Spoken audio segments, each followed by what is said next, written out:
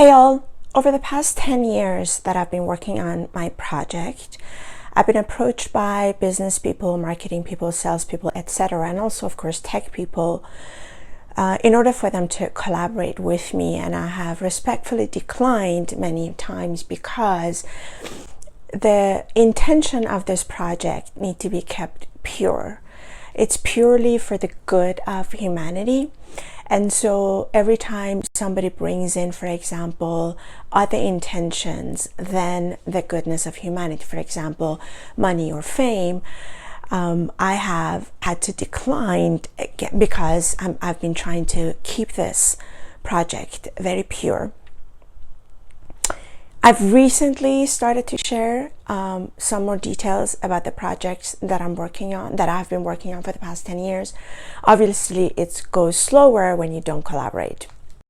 And the project, as I'm sure some of you already know, is the next generation computer, the type of a computer that is connected to human consciousness as much as possible. And when I say human consciousness, it's important to define that because many of us already have issues with defining consciousness as one particular entity. The way I see it is in terms of frequencies. Everything is frequency, everything is energy. We are sophisticated now enough to be able to measure and even see those frequencies that we are not able to see within the visible light spectrum of our eyes and our senses. And so being able to measure that, collect that data, we'll be able to create the next generation computer. The way I work with it is that I've started to work with the humans, because one of the main reasons I did that is because it's the easiest way to start plugging computers and humans, because we already have some of these tools, some of these, for example, in terms of measuring your headsets or electromagnetic field around the human beings. Another reason for that is because the way I have come to understand and also research with humans in my own lab, as well as of course reading other brilliant scientists' work, is that the human body works as a node, if you will, in the universe that is already connected with all other nodes on Earth and within the universe. And these are all scientific. I'm a scientist, by the way, so I'm not I tend to try not to talk about things that I haven't either researched myself or I've seen other scientists research. Obviously we will have hypotheses that we test as well, but starting from the human frequency is going to be the easiest way to start with connecting this future of computer, which also, by the way, includes AI, as in AGI, ASI, and whatever you want to call it, with the human frequencies. And so the way our senses, for example, right now works is that it automatically already has the capability to not only receive frequency but also emanate them.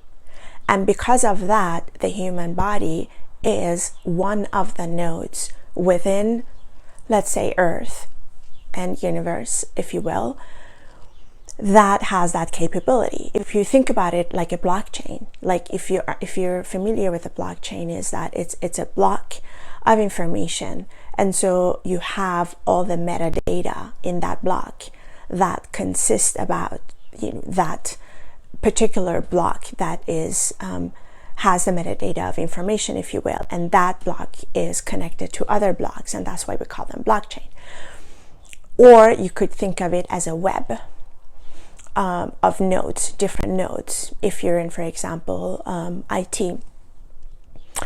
But nonetheless, the The truth of the matter is that this node of a human body is already equipped with that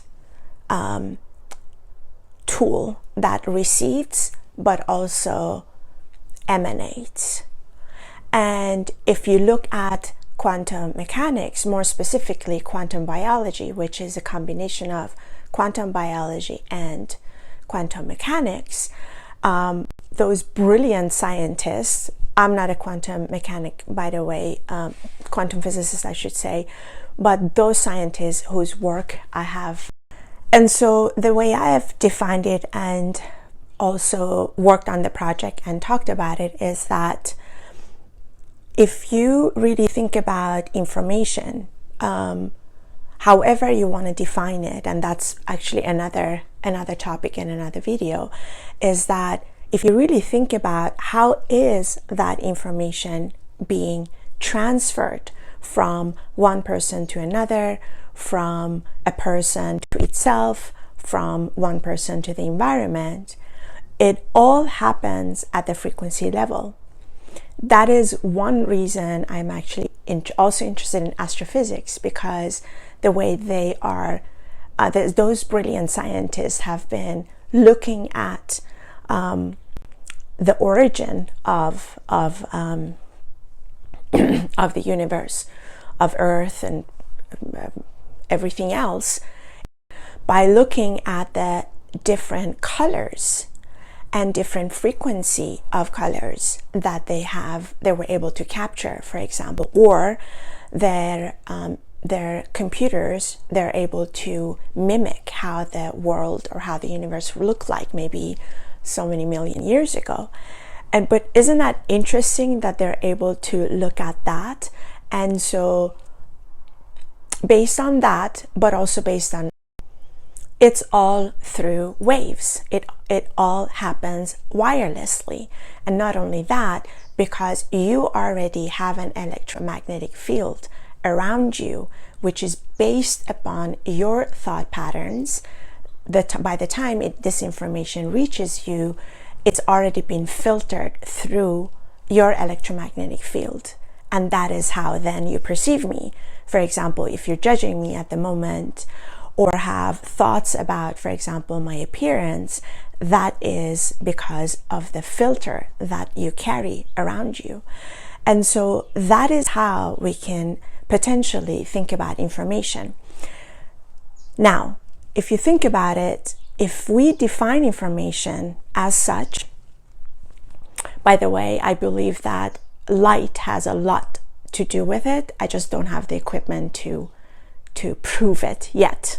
And so if you think about information that way, in other words, through traveling of different waves, but combination of waves, combination of frequencies, because somehow that we still need to figure out is that information and those frequencies, those waves we are able to capture.